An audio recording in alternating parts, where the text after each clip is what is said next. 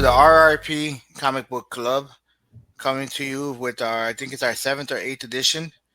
Today we got two great comic books. It's volume one, volume two. But before we get there, let me introduce you my co-host. First of all, coming back, it's been part of the comic book club for since the beginning now. But Gay Feliciano, What up, though? and of course the comic book guru himself, Victor Jr. Howdy. All right, so we're reading. We read today. Well, we not today. We read this month, Ultimate Spider-Man Volume One, Volume Two. And Vic, you want to tell us who wrote these? Because I don't have it in front. I have the books in front of me, but I don't have the author. No problem. So this month we're reading Ultimate Spider-Man by Brian Michael Bendis and Mark Bagley. There's also a editor credit with Bill Jemas. You guys will notice that Bill Jemas is no longer on the books after like issue 4 or something, because he didn't really write the script for these. He was just the editor, and he was in charge of making sure Brian didn't do anything weird with the Spider-Man name. So basically Brian Michael Bendis scripts, Mark Bagley on pencils, and Art Thurber on inks. Colors by Steve Bacaliato. Yeah, I noticed in the story it says Bill Jemas on Volume 1. Mm-hmm. He was the editor for Marvel in the early 2000s. And Volume 2, they changed the whole format when they went to Volume 2 and the whole like listing of the names. Mm-hmm. They made it more cooler in Volume 2. I like to think that we'll get into it actually, but I think the way that the titles for the issues pops out in the first volume is very cinematic. And it feels like you're watching like a TV show, you know, like a good HBO primetime TV show. Oh, okay. Yeah. Well, let's get started on the book. We'll go with Volume 1 first. So we'll start with a question. What did you guys think about this? Like, you know, I would say a fresh breath of Spider-Man. Oh, it definitely was. It was a good ass read. Yeah. It was a very good read, but I told Victor several times as I was reading over the last week and a half. It was a very easy read. So the only thing that took me longer to read this was because of my limited time for my work schedule. Mm-hmm. But other than that, I mean, once I picked it up, I was reading four chapters, 5 chapters in a row without stopping, and it was a very easy read. Actually, Victor, you might like this. I told Thiago that I was going to pass this along to him next because I feel like he can read this and go through the story very, very easily. Yep. So, yeah, I thought it was great. Little fun fact for me, at the Bronzeville Public Library, they, for a very long time, they didn't have any new comics, but they had volumes upon volumes of the original Ultimate Universe there. Oh, so my first graphic novels that I read were probably Ultimate X-Men and Ultimate Spider-Man. Back when I was around Thiago's age, I'd say. And that's pretty cool to have for a library to have that. You know? Very cool. So those of that don't know comic books like myself, this you mentioned earlier about it being a fresher look at it. So I mean the storyline. I mean obviously especially the beginning is very reminiscent to the Spider-Man story. They go visit the Oscorp. He gets bit by a spider, and those great things. What's the difference between this one compared to the other Amazing Spider-Man? So what's the other Superior Spider-Man? Yeah, and that kind of stuff. Like, why did you say this one is a updated look at it? Is it an Ultimate Spider-Man updated? And was there one before, or this is like brand new Ultimate? Like, okay, so there's a few adjectives before Spider-Man, right? So everyone's familiar with the Amazing Spider-Man, the Superior Spider-Man, something that happened in like 2011, and then there's Spectacular Spider-Man, and then there's Ultimate Spider-Man. And so the Ultimate line of comics by Marvel was an initiative that started in the year 2000. It started with Brian Michael Bendis' first issue of Ultimate Spider-Man, which came out in October of 2000. So it's a pre 9/11 book. And I only mention that because 9/11 is actually a really big event that happens in the world, of course, but also it changes the tone of what the Ultimate Universe was going to be. And I would say even normal Marvel canon at this time. So it was a publishing initiative. They wanted to make superheroes more contemporary for that time. So as you're reading Ultimate Spider-Man, this is Peter Parker. This is a 15-year-old Peter Parker who is going to high school in the year 2000. So everything that you guys read it, you guys see all the way that everyone dresses, the way people talk, the references that they make. It's very contemporary, and they wanted to make Marvel more like how Stan originally envisioned it back in the 60s, which was the world outside your window. Along with Ultimate Spider-Man came Ultimate Fantastic Four, Ultimate X-Men, and then the Ultimates, which is the Avengers comic for this universe. It was four titles that ran all the way to 2014 until the 2015 Secret Wars event happened. And the Ultimate Universe and the normal 616 canon Marvel Universe, they collided together. And it was either one survives or the other. So, a bunch of things happened. And there was 14 years of the Ultimate Universe, which is really fun. Are you guys from Gabe? Are you familiar with any of the Ultimate titles? Some of the because I know it's it's been on a lot of TV shows, like animated TV shows, video games, and whatnot. So I did see a lot of that. What they pulled from there. I was like, oh, okay. I know it was like it's pretty much like the groundwork of like Spider-Man moving forward. Like anything that I know it has a lot to do with it. Like it's like a hard reset, basically. Yeah, I think one of the cool things about the Ultimate Universe is that as we continue going forward with Ultimate Spider-Man, in Volume 2 you hear about it a lot more, but they start referencing Captain America and the Hulk and mutants and the X-Men, and that's really because in this time, like in this universe, the Ultimate Universe, Peter Parker is one of the first people to put on a costume with abilities and go be a superhero. The Ultimate X-Men titles come after that, and Professor Xavier starts his school way after Peter Parker already put on the mask, and the Fantastic Four get their powers way after Peter Parker puts on the mask. So this guy in the universe, in the Ultimate Universe, people look at Spider-Man and say he was the first, because even the Ultimates came after this. In Volume 2, and not to jump too far ahead, but Volume 2, they mentioned the whole thing about the costume, and I think Kingpin. Yeah, he calls it a fad. Yeah, yep. He mentions it in there, so that was kind of cool. But see, and that's the part where I was confused on. I mean, I don't know how I get very confused when it comes to comic books and their runs, because sometimes I don't understand when one's running, and then how can they have separate running to a couple of different running at the same time. You want to know what's a good way to find out with Spider-Man, at least? How's that? If you were to read normal Marvel canon Spider-Man, he's in his mid-20s to the early 30s. Okay. Always. He's been like that since the 90s. It's Ultimate Spider-Man, teenager. This is the first time that anyone was reading Spider-Man and got a teenage Spider-Man, and that was in the year 2000, since like the 60s. Because Peter Parker hasn't been 15 since the 60s. Okay.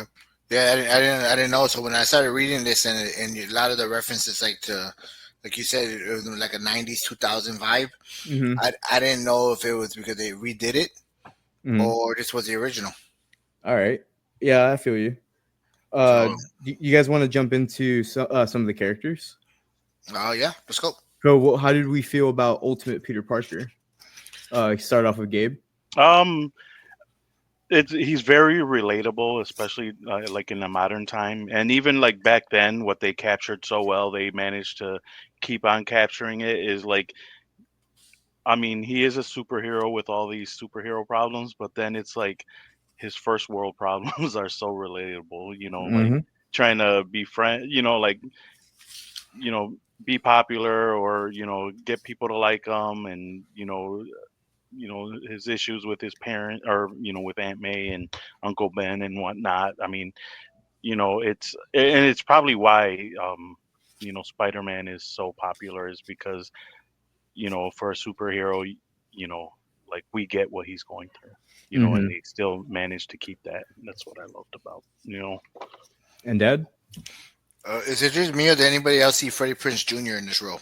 You want to know something funny about that? What's that? Freddie Prinze Jr. exists in the Ultimate Universe, and he sleeps with Betty Ross, and it causes the Hulk to have a meltdown in Midtown. Oh, that's hilarious. That's, Well, because if you remember in that time period, or you don't remember, Vic, you were born, but Gabe, in that time period, it was like the teen movies, yep. the cheesy teen movies, and Hmm. it was always like Freddie Prinze Jr. or one of those guys, the guy from Fast and Furious who died. Um, Paul Walker. yeah, and they were always doing these movies that were like cheesy teen flicks. Yeah. And I'm reading this, and I just go like, is this Freddie Prinze Jr.? You Yeah. know, I mean, Peter kind of has the Sean from Boy Meets World haircut. Yeah. yep. I did see. The middle I caught part. that. I caught that. Yep. What About do we think haircut. about I kind of was mad that they got rid of um Norman Osborn's his finger wave. waves? They got rid of his waves, but they draw them way better. You Yeah. know, his hair is just put back. Yeah. And That's all. from what I remember, later on in the Ultimate Universe, they do bring back the waves. Oh, okay. Yeah, they bring them back. What did you guys think about Norman's portrayal in this book? Norman is a father, right? Yeah. Hmm. Um, I feel like he's kind of the same guy. I didn't feel anything different. The son, I feel like they try to. Well, they didn't. I mean, of course, I'm going off the movies, guys. Okay, or what I Mhm. know of Spider-Man. So, what I felt about the son, he was like rolling, getting that role, but they didn't force it down your throat of being like Peter's friend. But he wasn't like the really Peter's friend. He was just kind of using Peter, but he also kind of protected him. I Yeah. mean, so they didn't force it down your throat, which I thought I liked a lot. Yeah. Um, Go ahead. no, I was gonna say, but as far as the father, I thought the father's role was pretty concrete. Like it was basically any other thing you would have read about him. I mean, Yeah, or even based off like the '90s animated series. I got that feel of that Norman Osborn, where he's um, like his own intentions, are always going to be put first, Mm-hmm. and his goals and stuff like that. He's really a deadbeat billionaire dad. Yeah. There's that scene which I think is cool. We can talk about now is basically when Peter gets his powers and then Norman does the experiment on himself. Yep. So yeah, it's the night that I think Ben dies, right? Yeah. yeah, it is. And Peter, he overhears the cops talking about the guy got away and that he's heading down this way. And so Peter runs out of the house and it's raining and I don't think he puts on a mask, or if he does, he just puts something over his like face. And he goes out into the rain, and at the same time Norman is doing the experiment to give him the Oz formula essentially. Hmm. And the birth of Spider-Man and the birth of Green Goblin are happening at the same time. And I think Bagley, drawing one page of Peter, one page of Norman, it's like it's cyclical. It's so cool. Two things on that one, real quick. Mhm. Um, it's funny because they never called him Green Goblin in the whole comic book. Not yet. They called him something else actually in Volume 2, the Acerator or something like that. Um, but I was gonna say the part about him and his son though, his relationship and his son and like you said, being a spoiled billionaire, and I mean he wants to take over the world, and I mean even the cell phones were hilarious, but his relationship was just kind of like you're rich, you're a spoiled kid, don't bother me. There's Mhm. one scene specifically where he's trying to talk to his dad, and then his assistant comes up to him like, "Don't bother him right now." Yeah. So I mean, but like I said, those two characters to me were well, like I said, I like the part they didn't try to force the son down the throat or your throat of being like Peter's protector. They just Mhm. kind of hinted towards it, Mhm. and then but as far as the father goes, like I said, I thought it was pretty concrete the way I've always seen him as a Norman Osborn. Oh yeah, and to hone in on what you were mentioning a little bit about the supporting cast, like the high schoolers that Peter, Hmm. hangs out with, they're a whole like side of the story on its own. I love the relationship between all the high schoolers and each other because yeah, they're all like Flash is a bully, but like you see that everyone around Flash and Peter, like Liz Allen and Kong and Mary Jane, they all know that Flash is a loser and that Yeah. they think he should stop picking on Peter. and the teachers even like, you know, stick up for Peter. Like Yeah. Peter isn't being relentlessly bullied. He's letting it happen because he doesn't want to stand up to Flash like that. It's You a know? 90s teen flick. Yeah. And Like even Kong stands up for him for a little bit. You mhm, know, like, and then I guess after the sleepover or whatever, he lets him crash at his place. That's when he yeah. kind of like opens up to him, like, oh, he's cool, you know. Because what we haven't mentioned yet is that when Peter gets bit by the spider, he has his moments where he gets to be the cool guy. Yeah. Finally, you know, and no, like no one, Flash is obviously upset. He breaks Flash's hand, right? Because Yep. Flash tells him that he's gonna beat him up after school, and then we get a hard cut to Peter and Flash like in the parking lot somewhere. Flash is throwing some punches. Peter's dodging. He says something, and then Peter catches his fist and breaks his hand. Yep. And that causes Flash to not be able to play basketball for the rest of the season. And while he has his powers and he's showing off, he dunks a basketball. And the coach comes up to him the next day and he goes, "Parker, we need you."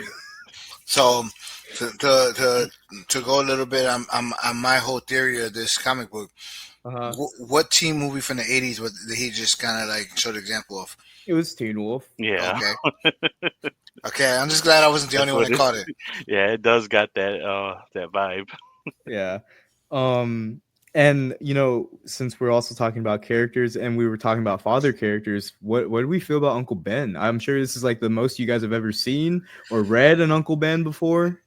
I feel like you can't hate Uncle Ben no matter what. Like you gotta like every time he dies, it's like you relive hell every time you see Uncle Ben dies. Yeah. Like, why do they keep doing this to you? I mean, you get every time you read it, every time you see a different Spider-Man, every time you get, why does Uncle Ben got to keep dying? Yep. Yeah. He definitely is like the Uncle Phil of books, you know, like Yeah. just way up there, and you know. And I don't know if you guys caught this, but I caught this because this is my third time reading Ultimate Spider-Man, and this is not something that I caught 2 times that I was reading it, and I caught it this time that the relationship in the Parker household is very like strenuous at most. Like it's Peter and May fighting with each other and Ben coming in to solve that. Yeah, like I have a comment for that for you two because you two don't know this yet. Okay. Gabe, you better get ready for it because I think you're about 4 to 5 years away from it, maybe a little more. Vic's never had a kid before, but it's not strenuous. It is called dealing with teenage kids. Okay. That's what it is. So what you see is strenuous there. It is the headache a parent has to go through dealing with teenage kids. Like you can't give them too much love because they're like, get off of me. You can't give them too much space or you're never around. Oh, you can't tell them too much discipline because they're like, why are you always yelling at me? Oh, you can't let them do too much because you don't care. I mean, it is so stressful. So that is what you call strenuous. And I read that part, and even in volume 2 when Aunt May comes and says, Yes. do you not love me? Yes, I wanted to talk about that a little bit later, but we can if you want now. Well, it's up to you. I'm just saying I read those portions of these 2 comic books, these 2 volumes, and said, you know what, this is what teenage growing up with living with teenagers is called right here. This is the guy who wrote this. He was a father. Yes, he was actually. There you go. Also, a little background. Brian Michael Bendis is the guy who created Miles Morales. Oh, okay. Because he has 2 mixed race children, and he wanted them to be able to see a superhero that has their skin color. Oh, that's awesome. Mm-hmm. That is cool. But yeah, so the relationship between the 3 Parker residents, right, up until issue 4, because you know, we got 4 issues of Uncle Ben, which I think, you know, we're a little spoiled for. Yeah. I'm not gonna lie. There's that moment where they got billed by Flash's parents by the hospital so that they can, like, you know, fix Flash's hand or whatever, and they don't have the money. And no matter Ben Parker, I think he has a job, but May also has a job too. But they're barely floating above water, and this bill is just going to set them way under. They even talk about getting putting it on a credit card. That way, you know, they can worry about it a little bit like further down the line. Yeah. But what Peter ends up doing is he goes to the wrestling matches and he fights Bonesaw. But his name is like something Crusher Hogan or something. Yeah. And he wins the money and he decides that he's going to do that for a bit. And the way that he gives the money to Uncle Ben and Aunt May is that he puts a letter under the door, and he says that it's from the school faculty and that they'd rather remain anonymous because they think that Peter is a great boy and that he doesn't deserve this to be happening to him, which I think is great. Peter is the way he is because of the way Uncle Ben raised him. Yeah. And it's Invincible Crusher, by the way. Invincible Crusher? Yeah. And so we got to see a little bit of the relationship between all the Parkers while they're alive. How do we feel about after Ben dies? You got onto that a little bit, Dad. When Peter, he's already been working at the Bugle for a bit, and he's been going out as Spider-Man. He even fights Shocker at the beginning of Volume 2. Mm-hmm. But one quick thing before you go there, I was going to ask you guys about, and it's a small part, but I wanted to ask you in this volume, Volume 1, the wrestling promoter is the one that gave Spider-Man his suit. Yeah, his suit and his name. Well, he calls himself the Spider-Man, and the guy adds the adjective. Yeah, because it was just a spider or something like like even the Tobey Maguire when he said the spider, and then he was like Spider-Man or something. What's your name, kid? The Human Spider. Yeah. What? That's awful. The Amazing Spider-Man. But the thing that got me was that the outfit was provided to him that way, and I was kind of like, huh. Yeah, that threw me off. Yeah. But yeah, so we're going back to Uncle Ben, you said? I'm sorry. Yeah, so after Uncle Ben dies, what do we think about the relationship between May and Peter? Because we don't get to see a lot of Peter interacting with May because we see Peter be Spider-Man. We see him go to school. We see him work at the Bugle.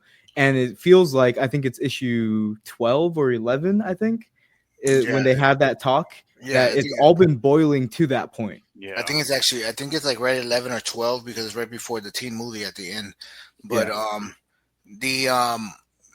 the whole thing with May and Peter Parker and what I just mentioned earlier about it being growing up with teenagers, it's so hard to explain to people that haven't had kids yet because you don't know it. And I see that, like I said, you could tell this guy had kids. You could tell right off the bat. Yeah. He probably, when he wrote this, he probably had teenage kids. And I'm just guessing here, but he probably had teenage kids. So when you're growing up with kids, you have your kid with you all the time. Okay. I had this. Vic was with me all the time. Deanna was with me all the time. And then they hit a certain part of life where it's not cool to hang out with dad anymore, or, dad, drop me off in the corner. Don't drop me off in front because I don't want, they'll make fun of me, all this other stuff. Right. So you're as a father, you have to go to work. You got to provide a household. You got to provide food on the table. And, you have to be a father to your child. So you dedicate your life to doing this, right? And then you get to that point where they're like, hey, I don't want to be with you 100% of the day no more. And then you as a father, you go, hey, hold on. I did all that shit for you a couple of years ago. What do you mean you don't want to hang out with me now?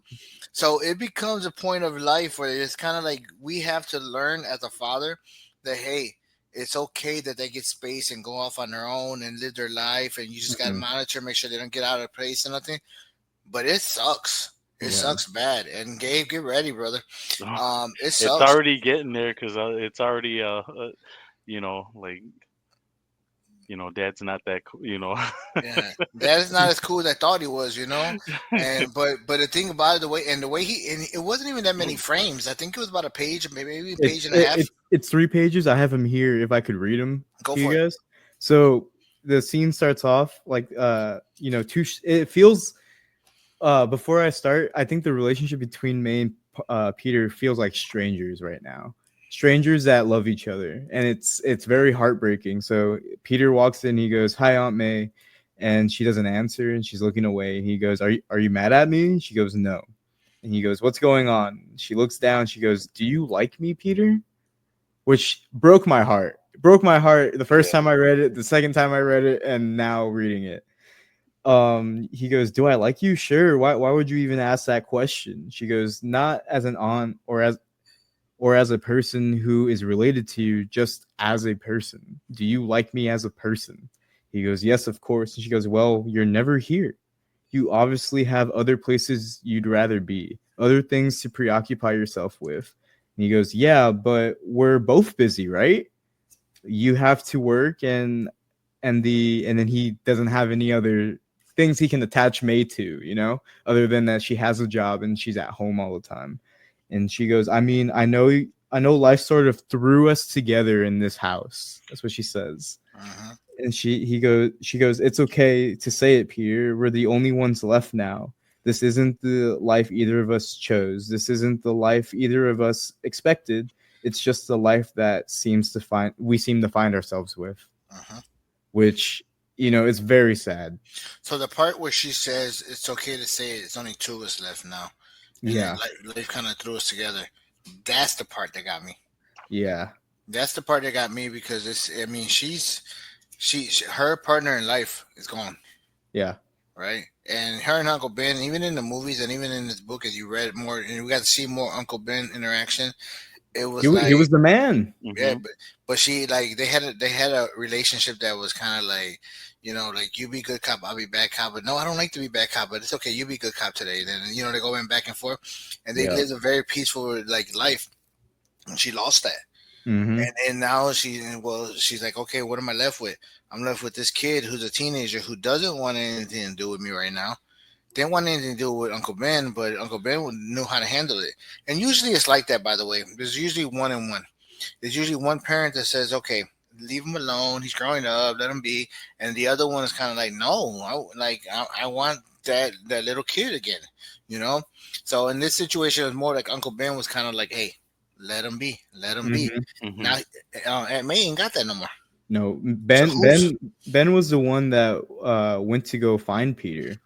yeah, When he ran away, and he gave yeah. him that talk about his dad, where he goes, your dad was a very smart man, and your Hmm. dad understood that if he had the power to do something, then came the responsibility to do something about it, like do something with it. He gets the great power, then must come great I responsibility. like how that it didn't happen right away though either. Yes. It kind of it really dragged that moment on because there was other parts that happened earlier with Peter that you thought, okay, is he gonna bring it up? And he kind of like pointed around, like play like a different play of words of Mhm. saying it, but he didn't went down and said it. And then until finally, when like Peter ran away and he went after him, that's when he like dropped it. And I was like, but I liked how like just that whole buildup of that moment too. Yeah, Yeah. and then the heartbreaking scene right after he says it to Peter, Hmm. and Peter goes, "My father. If he knew so much, then where the hell is he?"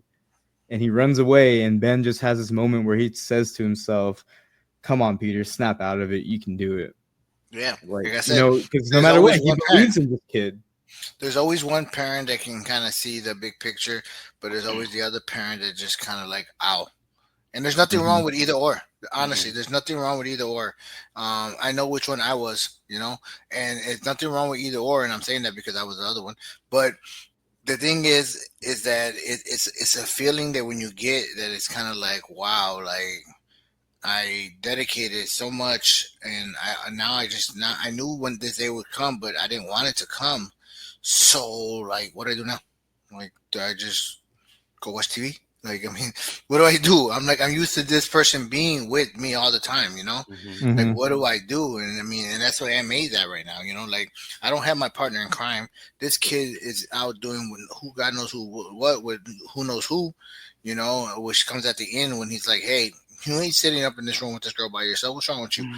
Oh, You no, know? no hanky panky. Yeah. Yeah. And then, which I thought was hilarious, that whole talk. But so yeah, I think that we were able to see more of the Parker household in these volumes. I think it helped me a lot more enjoy Spider-Man. Mhm. Yeah. There was some cheesy stuff like Teen Wolf and all that, but I mean overall, I think that it was. This is a perfect read for like a 8 to 12-year-old kid to not Yeah. have any problem. Yeah. Real quick though, if you mind me switching it up real quick, Vic. Go for it. Um, the famous line, Mhm. Ultimate Spider-Man came before or after the Tobey Maguire movie? Before. Okay. So there's actually a really funny point in the Ultimate like universe. I think it's like issue 30 or whatever, and Sam Raimi is in New York filming the Spider-Man movie while Peter is Spider-Man. And it's funny because they mention it a little bit here. The wrestling agency that Peter was in, they made his suit, right? They have the licensing for Spider-Man. Wow. And Peter doesn't because he's a teenager and no one knows his identity. Oh, when he was talking to Mary Jane, when he which I thought was crazy, when he exposed himself to her to say, "Hey, Yeah. I'm Spider Man," and he says, he goes, "You're like a rock star." He goes, "Yeah." Besides not having any money and pay all these bills and not getting any like merchandise payments, because and then he also mentioned it, and he said, "They're still selling my T-shirts, but I don't get any Yeah. money off of that." Yeah. So it's something that they play with a lot in this series is the fact that he can never be famous off of Spider-Man. And it's kind of like if you were to be Spider-Man, at least you could make some money off of it a little bit, right? But no, he's doing all the good things he does because he's a good person. He can't get the money. Yeah, and so the reason I asked that is because I like the way they did it in this book. Yeah, because Like, it feels like Peter was Icarus and he flew too close to the sun, Yep. and Daedalus was Uncle Ben, and he was like, dude, like you have so much potential and you're burning up right now, and you need to come back down and ground yourself. But it does. In this case, Icarus's wings melt off that same night when Ben dies, and Peter realizes he has to be more than selfish. He has to give himself to the world. And with that being said, how do we feel about his first public appearance at Midtown High School, fighting the Goblin? I was surprised. Yeah. Yeah, because Yeah, if you know what it felt like to me, that scene in the Amazing Spider-Man 1 Toby when the Maguire. when no with Andrew Garfield when the lizard attacks the school. Oh yeah, yeah, yeah. Mm, That's right. And Yeah. I always say this, and Dad, you've heard me say this, I think. Amazing Spider-Man, the movies, feel like they are taking as much as they can from the Ultimate Spider-Man Yeah. books. Well, mhm. I thought they said that they were gonna do that as well too, Mm-hmm. like prior to filming and whatnot. And you do kind of see it more and more, or at least I did, And now that you mention it, it's like, oh yeah, the only thing was missing was a cameo of Stan Lee. Mm-hmm. So we see Harry come back because Harry was in the lab the night that Norman blew it up, and they don't necessarily tell you like the chain of events that happened, but it's assuming that everyone at Oscorp like got blown up. Goblin went away. Harry was found in the wreckage. Harry went back home to the mansion, and then Goblin went back to the mansion looking for Harry or looking for his mother because we see in Harry's dream. I think it's in issue 6 when I think it's the end of issue 5. He sees that the Goblin is coming for him, and we're not sure if it's a dream. I think it's very like out there, but the Goblin's coming for him. His mansion blows up and his mother dies. And then Harry goes back to school and everyone's like, Harry, what the hell happened? And then literally right when he comes back is when the Goblin Like, attacks. bam. Yeah. And all the students start, leaving and running away. They all get outside, and that's when Spider-Man comes from the outside into the building. And you're like, whoa, we just saw Peter Right. like not even a page, like 2 pages ago. Well, what's going on here? Well, we get to see 2 minutes ago when Peter went and changed into Spider-Man costume and then realized that he can't do that because then everyone would realize that Spider-Man's from Midtown High. How funny was that though that they showed the 2 minutes ago. Yeah. Yeah. The slides. They went back and showed him changing and how he needs to do better, do it quicker, and So here's the thing with Brian Michael Bendis, guys. He loves playing around with time like this. Hmm. We will see over the course of this series, he will just throw out 10 minutes ago, 1 month ago, 1 week ago. And it's kind of up to us to keep track of it, but I don't think he really expects us to. I want to say he did it a couple times, right? At least in Yes. these 2 volumes. Yeah, he loves doing it. He loves doing it when he writes Avengers too. Yeah, it but I was think it did a good job of like making it to where you can keep up with it as well too. Yeah, You know, especially right now where it's all fresh. Like we know yeah. that Peter has probably only been Spider-Man for about like a month. And I won't spoil too much, but I'll tell you this Peter Parker, he only makes it to age 17 before the publication stops. So 150 issues takes place in 2 years, and that's why Brian Michael Bendis plays around with the jumping around. So, which is a fun point to bring up is that um, the story takes place in the year 2000, and the Ultimate Universe ends in the year 2014. The Ultimate Universe is still technically in like 2002 by the time it ends. But the new Ultimate Universe that's going on right now, written by Jonathan Hickman, every issue of that Ultimate Spider-Man is a month in 2024 because it started in 2024. So so. we're in. Go ahead. Quick question is the writer of this one, he does the full 14-year span. He's a Yes. writer. Yep. He writes every single issue of Ultimate Spider-Man, and then when they jump over to Miles, he writes that until the end too. Is that pretty common though, or no? Honestly, To go that long. no, it's not common. Brian Michael Bendis has the record, probably the record for writing the most Marvel books in a 15-year span because he had a very legendary run where he wrote Daredevil, he wrote Marvel Knights, and then he wrote The Avengers from 2003 all the way to 2013. He wrote Ultimate Spider-Man at the same time. And then right when he finished writing all of those, he got hired for millions of dollars at DC to write Superman, which he only wrote 10 issues of, cashed the check, and never wrote another DC book ever again. Because he loves Marvel. Like this, Brian Michael Bendis built Marvel in the early 2000s. That's pretty cool. You got the same writer for 14 years. I mean, and not only that, guys, but also the artist Mark Bagley stays with him all the way into issue 120. Wow, that's pretty good. Pretty impressive, especially now. I mean, because either for whatever reason, the competition, signs them up, or just they get tired or something like that. So to be that, I think it's crazy that Mark Bagley never missed a day, because I've read some Avengers comics from this time period, and they had scheduled Mark Bagley to draw an arc, and midway through the arc, he'll have someone else come in and like tap in for him and do an issue so that he can work on some other things. But Ultimate Spider-Man, he's consistently been drawing. He stayed drawing it. That also being said, we talked a little bit earlier about Mary Jane and issue 13. And I think, Dad, you said it's like a rom-com. It's one of my favorite issues of this entire run. I remember on the phone earlier this week, and you told me what issue we were ending on, because I'm reading them digitally. And you told me it ends on issue 13, and I instantly said, oh, that's a good issue. That's an issue I didn't realize that it ended on. It was a really well. You know what? Let me rephrase this correctly. The whole 2 volumes has a comedic sense to it. Okay. Yeah. And that final chapter was kind of like it just kept making me laugh, and like I mean it was I would not take it out of there. I would not complain about it.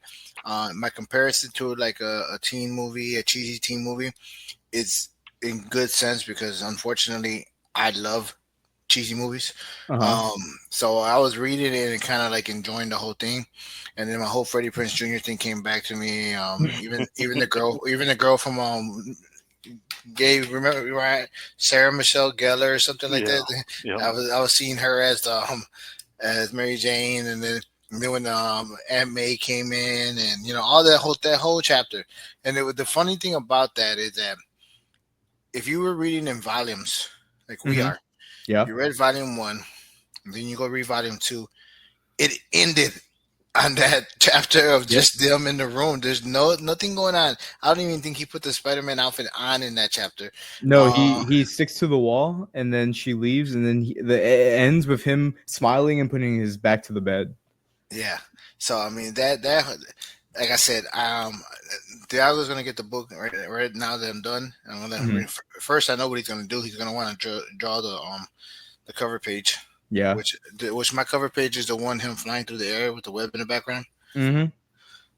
Um, so I know he's gonna try to draw that first, and then I'm gonna have him read it little by little before he can go through it because I think it's a very good book for him to read.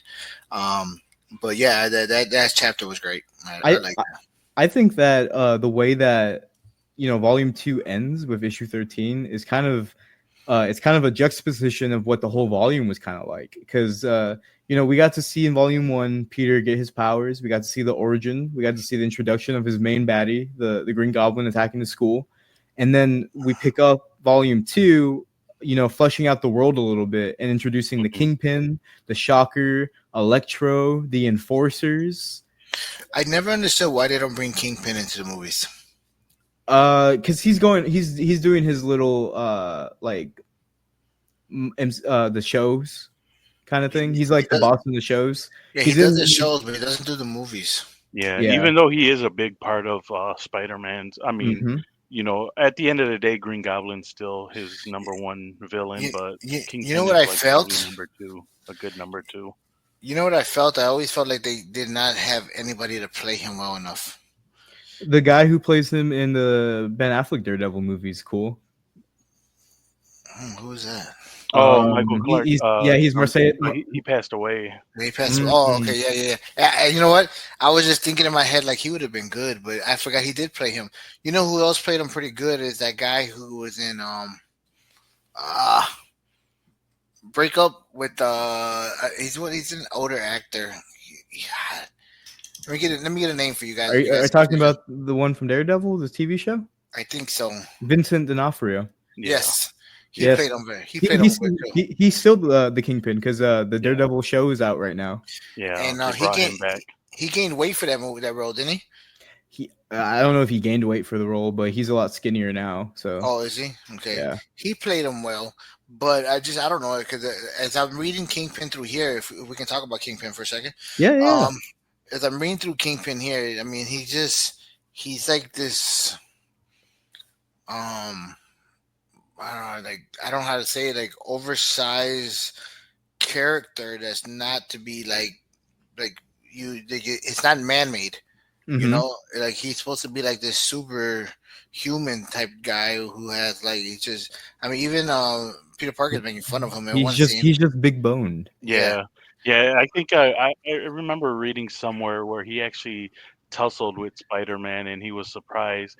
And he said something about because Spider-Man he makes his cracking jokes, talking about calling him fat or this and that. yeah, But he like explained to him like he's got 3% body fat, so he's actually like Yeah, he's pretty like a think of like those world strongmen, the yeah, guys with yeah. like the Atlas stones and or what's his name, the Mountain from Game of Thrones. yeah, yeah, it kind of like that's what technically the Kingpin's supposed to be like. Hmm. yeah. So he was. I like this Kingpin though. I think that we got to see a little bit more Kingpin than I've seen in the past. Hmm. Usually because I mean, in my only reference to Kingpin is from the shows, but I've read I don't know which comic book I did read, but Kingpin was just more like a he's out there, but he's not really. You don't get to see him. Hmm. And this one they kind of showed him. They showed Mister Big too, and how he smushed his head. Yeah, he Yeah, smushes his head with Peter's mask. yeah. Hmm. So that was kind of cool, and then Electrode as well. So He calls him Elektra. Electro, yeah. Well, Yeah. see, when I seen that, I go Electro. I said, "Oh yeah, Kingpin did come on there though," but they mentioned, I think in volume 1 or 2, and they mentioned Elektra. no, the guy's name from there. What's his name? Oh, Matt Daredevil. Oh, Matt Murdock. Murdock. Yeah. Yeah. They talk about Matt. Yep. He got murdered or Yeah. something, right? No. There's a case going on with Yeah. Murdock. Okay, yeah, they mentioned him, and I was like, that name sounds familiar. And then the Kingpin came out, and then Electro. I was like, okay, now I kind of put two and two together. Actually, now that you mention that, another was the the employee video or whatever. Oh, Patsy Walker. Yeah, Patsy Walker. How they like when I saw her, I was like, you may not know who she is, Victor, but if you want to explain Little Vic who she is. Yeah, so Patsy Walker, Dad, you know Archie comics, right? Yeah.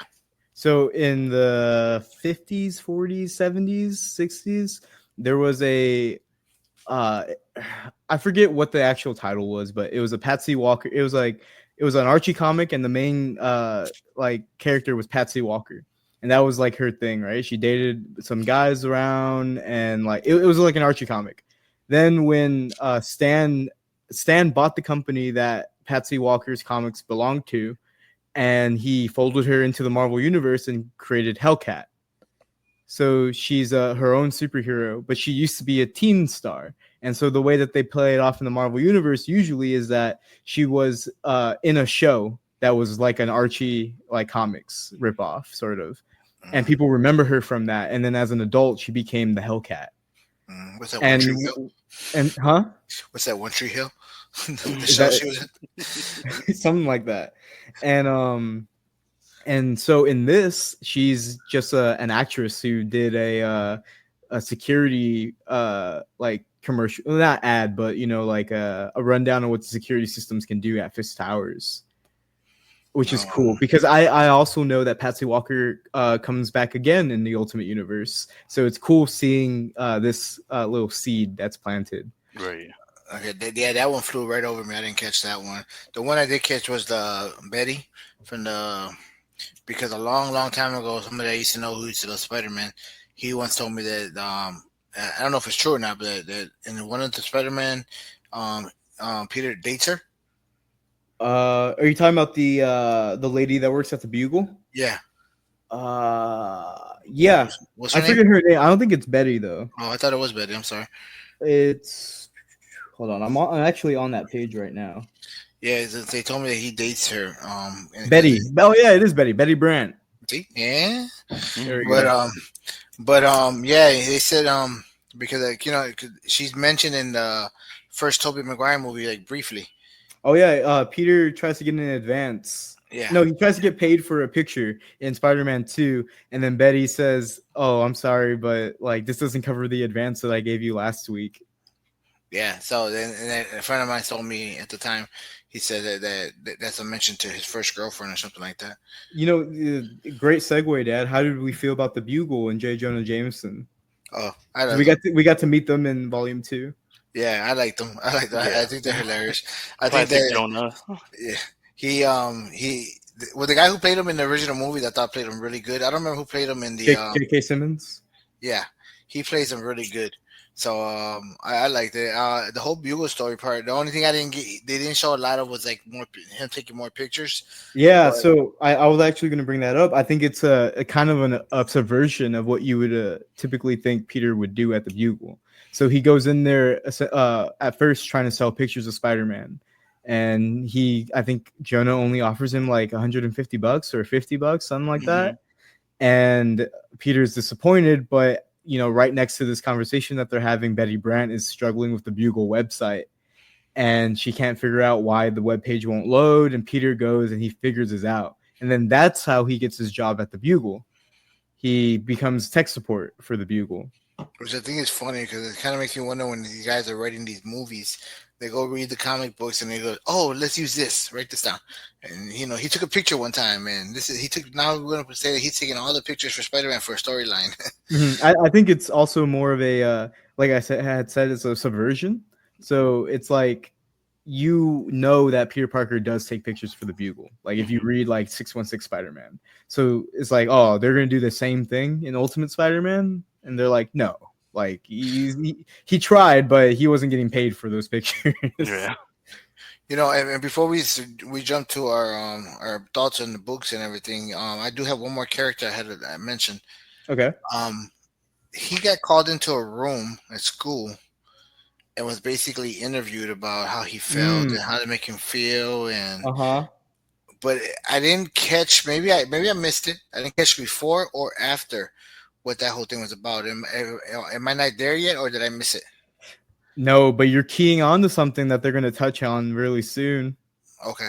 Okay, Like, cool. yeah, I'm glad you caught that. Gabe, did you catch that? Yeah, I was wondering, like, because it seemed like he was getting not interviewed for, like, like issues going on or Like anything like that. trauma. But yeah, but it was more like somebody's keeping tabs on him. I Somebody like, is this aside from are they Iron Man from interviewing her? right, or is it Shield, or is it You guys, like somebody, like you Don't guys mess it up for are. us. Don't mess it up for us, Yeah, Vic. I Don't. won't. But you guys are gonna have a great time next yeah. volume. Okay. Well, speaking of There's one more thing I wanted to talk about before we okay. leave.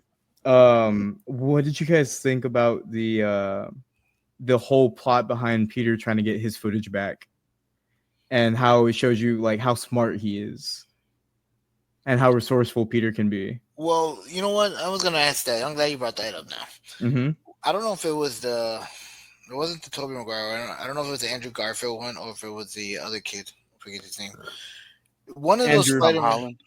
Oh, One of Tom. those Tom Holland.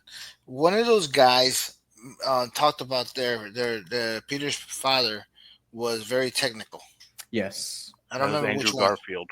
Andrew Yeah, Andrew Garfield. Garfield. Yeah. Mm-hmm. Okay, so I'm glad. So we're so far we're following what Gabe said. They were gonna take a line from here. Mm-hmm. So and then he's very technical for the when he got the job over there at the thing, and then the way he did the He made his whole web shooters. Yep. yeah, and no, I missed that one. But also the way he got the information on the alarm, Mm-hmm. and then he started looking at all that. So all those stuff that stuff's not easy to look at. I mean, No. you get Did, those did, blueprints, and it's like, huh? did you guys read the email that he sent? Yeah. Yes. Yeah, he sounded really professional. The only thing I don't, me being a professional in my line of work, the only thing I thought about was like, you just made up a fake Gmail, Yep. and you're saying that your $1 billion company wants to look into this alarm. Me as a salesperson, I'm gonna say, hey, if you're from $1 billion company, why do you say gmail.com? Right. Yeah. But that's just me. That's just me. Uh-huh. Obviously, these books weren't made for a 49-year-old businessman. They were made for more of a younger generation. Um, the email here is, my name is Arthur Semick. I work for Miramax Films. A couple nights ago, my employer attended a party at Fist Towers and was very interested in the surveillance technology that they are using. Your company came highly recommended. My employer has asked me to put together some information on what the setup entails. I have both time and space needs. Any information you could forward would be very helpful. Very well written. Uh-huh. Yeah. And then so yeah, I like that little section because it shows how resourceful Peter is, and eventually, it does work out. I think this whole volume was a little bit of him getting a little bit over his head because he's trying to balance Mary Jane. That's how it ties into the end. He's trying to balance Mary Jane. He's trying to figure out what's going on with Aunt May, and on top of that, he's trying to take down the Wilson Fisk. And he has that moment where he talks to Ben Urich and some of the other people at the Bugle about it. Why is this guy so special? Yeah, why is he so special? Why is it that we can't stop him? And they say what people always say, which is something that Peter, and I think because he's 15, he can't accept as an answer. They tell Peter that there's a theory that if we just remove the Kingpin, someone else is just going to pop up. And from Peter's perspective, that's just not how it should be. And he needs to do everything he can to get Kingpin now. Yeah. Which he does. He finds the footage along with the footage of him being unmasked, because literally his first outing, his second outing against a supervillain, he gets unmasked. And he has to go recover that footage. But he also recovers the footage of the Kingpin killing Mr. Big. And it causes the Kingpin to flee the country, which is a big win. Yeah, and it also shows that, like he is still a teenager, and it's like, oh, duh, like, I got this like newfound strength, but I also have this. I've always had these smarts when I use this, like, but it just showing the, like, how human he is too, and even though he's an exceptional brain and he's got all these new skills and stuff like that, he's still gonna make errors. Did you guys like the little talk that Peter had with Electro? Yeah. Where he goes, what are you, a mutant? He goes, no, are you? Yeah, like While they're fighting, okay. Yeah. while they're fighting, and then he apologizes. He goes, well, wow, well, then sir, you certainly can't blame me for doing this, because he goes, I'm gonna find you, I'm gonna find out who your family are, and I'm gonna burn them all to a crisp. Yep. And then Peter goes, well, you can't blame me for doing this, and he throws him into a water pipe, a Yep. water line, and it fries him. I like the one liner he said to him. He says, "My doctor says I can't be fried. Yeah. I gotta lay off the fried." He said. And then before we end real quick, I want to do Peter's what he tells Kingpin.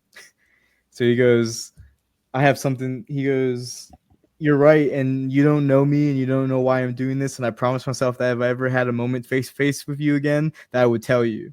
There are all kinds of things I wanted to say to you, and I was afraid I was going to forget to say them. And I really wanted to remember to tell you these things because they're really important to me. Okay, here goes. And he pulls out the paper, and he goes, you are so fat that when you cut yourself shaving, marshmallow fluff comes out. And then the Kingpin's like, what? No? Okay, how about this one? You're so fat that your high school yearbook photo was taken from a helicopter. That was good. And he gets real angry. Oh, tough room. Okay, how about you're so fat that when you get on a scale, it says 1 at a time. And then the Kingpin gets so angry that his shirt's buttons pop out. And then a lot of people forget though, Spider-Man is I mean he's and that's the New Yorker in him too. Yeah, like he's he's just very he's quick-witted and menace. yeah, Well, and he he was gets under very. the enemy skins like that way too. That's part of his, tactics. I seen a lot of the resemblance to what's his name, Deadpool, in his humor. Uh-huh. But then, and that's one of the points I want to make about my review of the book. So maybe I'll hold off on that. But it's I seen a lot of like resemblance to like Deadpool, like his humor, But I thought it was hilarious. So I'll bring up my point at the when we talk about the book. So I don't want to get too ahead of myself. All right, and then the real last thing was just the overall, like, what do you guys think about the Mary Jane issue at the end? I thought that was good. I mean, how it led up and how he was, he came out with it, and it just they definitely throughout the whole issues both, they start from him, she knew who he was, but then little by little was getting more you know like not becoming invisible completely until they you could tell now she's like, oh, he's Spider-Man. And it's not the reason why, but that probably made it a lot more why she probably digs him, Yeah, because you can tell that Mary digs Peter.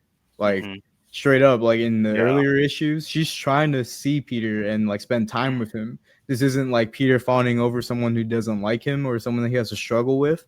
They've been best friends since they were kids, they say. Yeah. And like there's even that moment in the beginning in volume 1 where they're at the mall together. Oh, not together. Like that's the thing too. Peter is not just a social outcast. Like he's around all the time with the other kids, Like he's kind of hanging out with them. Like they're at separate tables at the mall and they're picking on him. Mary Jane can see him and she's talking to her friends. And to bring it back a little bit, that scene where Ben comes out at the mall. And Peter's getting bullied and he doesn't make a fuss about it. He knows that Peter can handle himself, and he even helps Peter out by being a little wingman with Mary Jane. I think the Mary Jane issue is like one of the best in this run because it doesn't beat around the bush. Like I would imagine that if you were reading Spider-Man chronologically from the 60s, like it would probably take you so long to get to a point where Peter feels comfortable enough to tell someone his identity. I'm not sure because I haven't read, but I think Gwen Stacy dies not knowing if Peter is Spider-Man or not. And that's something that I think they wanted to get out of the way. Like, if something were to happen to Peter, someone needs to know like who he is. Right. And he's 15 and he doesn't have his Uncle Ben, and he can't reach that level with May, so he's here with Mary Jane and he tells her everything, like straight up, like if we're gonna continue like this, like you need to know that when I can't go to the movies, it's because I'm fighting the Kingpin.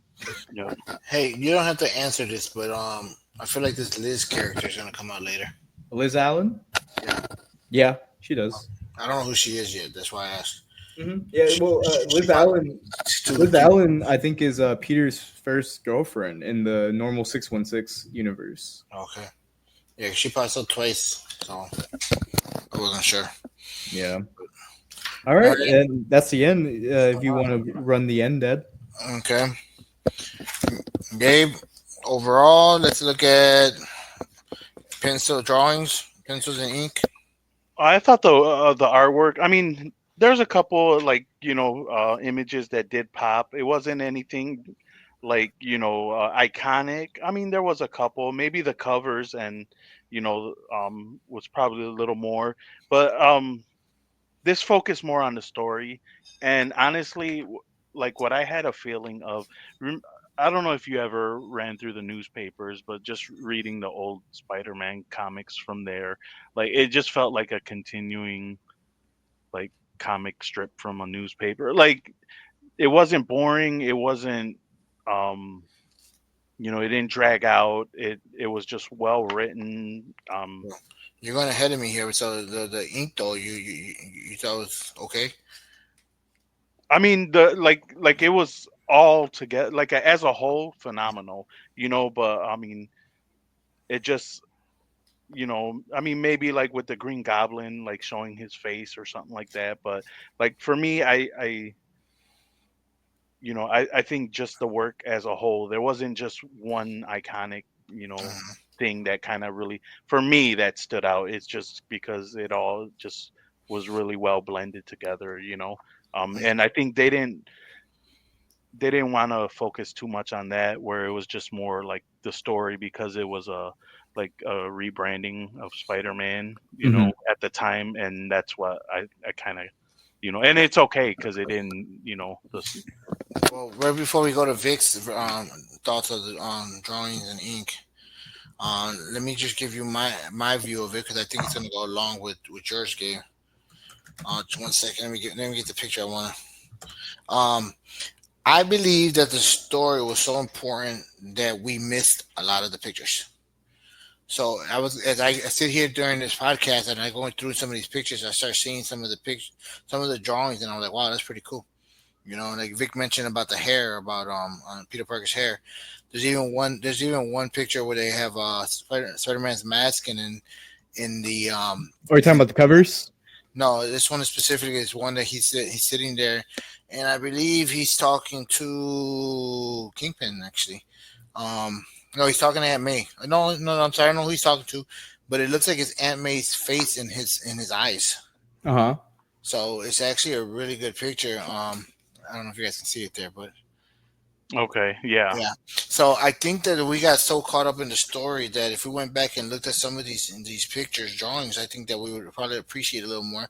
But Oh I'm yeah. I think you're right, Gabe. I think the story was just so Y- it's such an easy read that you Yeah. just kind of I float read through it it. in I read it on a Saturday. Like I think I got the book Wednesday, and then I think that Saturday. Yeah.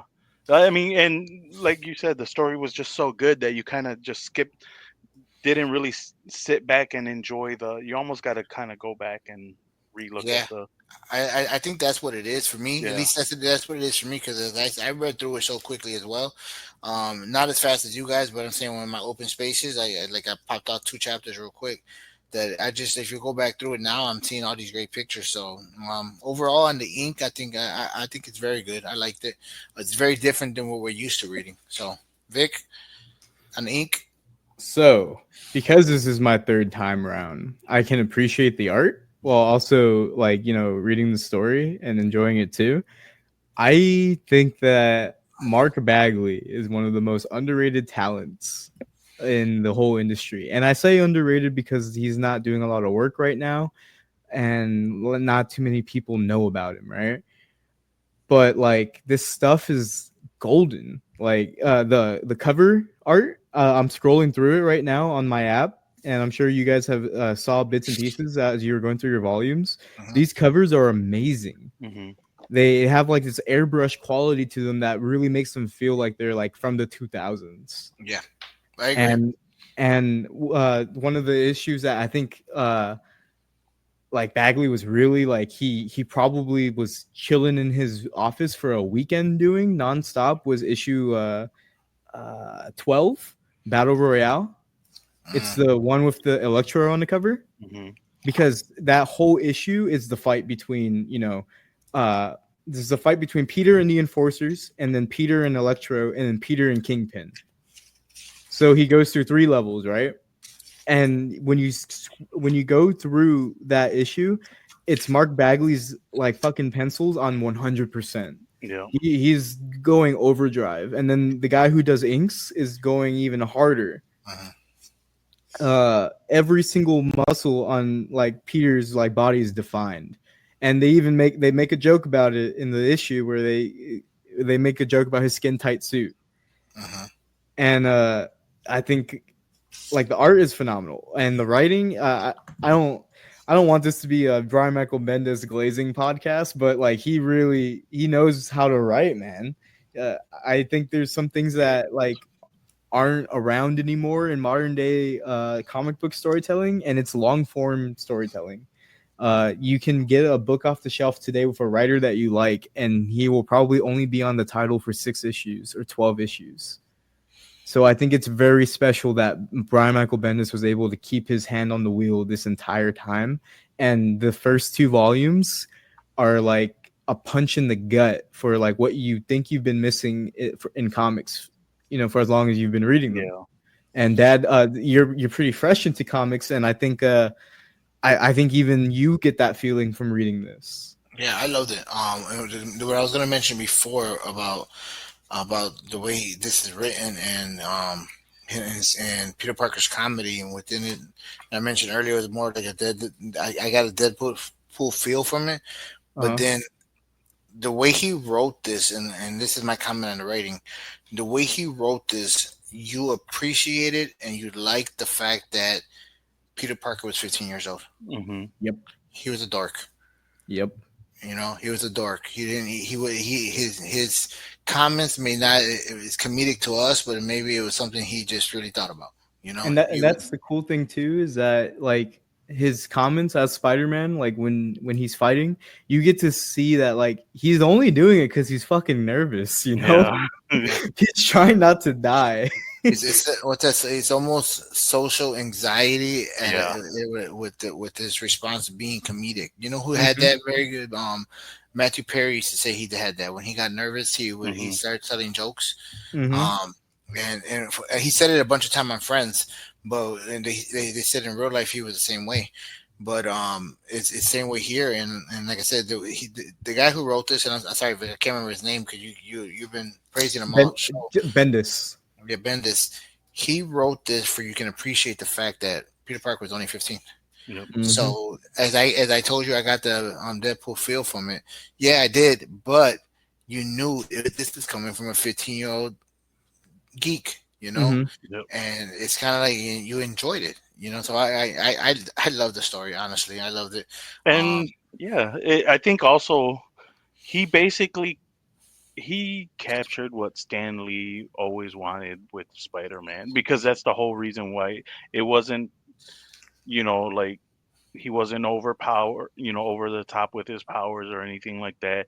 The main thing that Stanley always said, that the reason why Spider-Man is so popular is because you can relate. Going back, you can relate to his problems. You can, everything, all the issues. Like you said, Victor.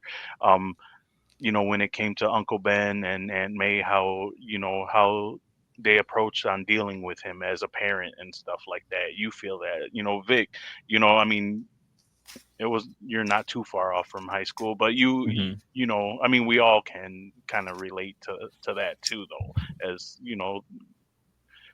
what it is to be like, being a young adult and going through changes, whether traumatic or whatnot. I mean, you get a feel, or trying to get that girl to Yep. like you, or I mean, it's all relatable, Yep. and So it translates so well.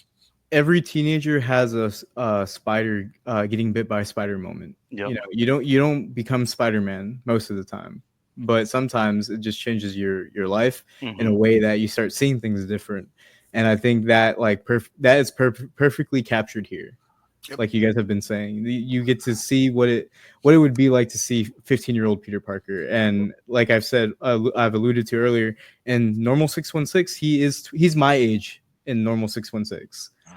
And it's fun. It's fun reading Spider-Man now as a 25-year-old and reading issues of Normal 616 Spider-Man where he's my age, because he is struggling with the same things I struggle with, you know? And I'm sure at 15, when I first read this, I felt the same way about Ultimate Spider-Man. And that's what's special about the Spider-Man character. At 22, I'm worried. At 25, I'm worried about missing rent all the time. I'm worried about calling people that I haven't called in a long time. I'm worried about losing my job all the time. But at 15 years old, Peter Parker is worried about disappointing his friend that, you know, his only friend, because he's found something greater than himself. Yep. So the big question now is, are we going to chapter 3 and 4 for next month or no? That's completely up to you guys. If you guys want to stay on this, we can. I think we could do one more month. What do you think, Gabe? Yeah, let's do a month and then we'll take a pause. And I mean, you know, that way we're not making the comic book club solely, you know, turning it into, you know, but it's read through. It's such a great, you know, thing though too. But we can do to take a break, you know. We can do 3 and 4 next month, or next time. Yeah, 3 and 4, and we'll come back to another comic book after that. And now that we're on air, I'd like to pitch something to you guys. So Superman Legacy comes out in July, and so does Fantastic Four. So how about we do 1 month of one more month of Ultimate Spider-Man? We do something else different, whatever. But then closer to July, we do a double. So we record separate times for these doubles, and then we will release them at the same time. But we do a Fantastic Four story and an Essential Superman story. Sounds good. To get ready for the movies. Yeah, that sounds good. That sounds great. Sounds great. We'll do that.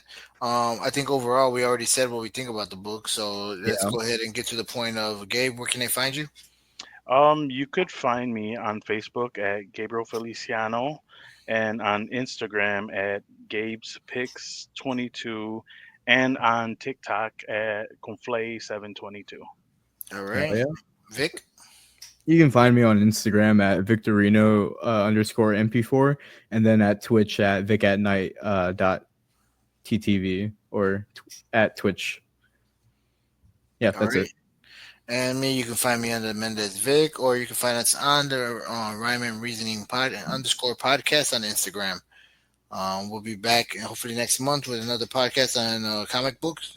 As we just said, Ultimate Spider-Man 3 and 4. Anybody listening and wants to put any input, please send us a message. Sure, we can answer any questions or talk about what you thought about it on the podcast. Other than that, guys, I appreciate your time. I appreciate the fun, the laughter, and I think I'm gonna go watch a teen movie. I've got one more thing to add to the end of this, and then we can cut.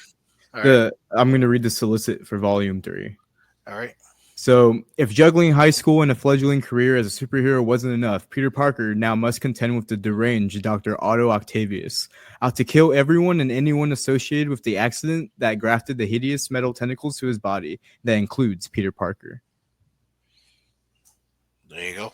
Ooh. I was definitely reading chapter 3. I got to order it first, but yeah. Right. All right, guys. You guys have yourself a rest of the weekend, okay? Yep. Happy reading. Yep. I'm Vic, as you always say. Support your local comic book store. Talk to you guys later. All right.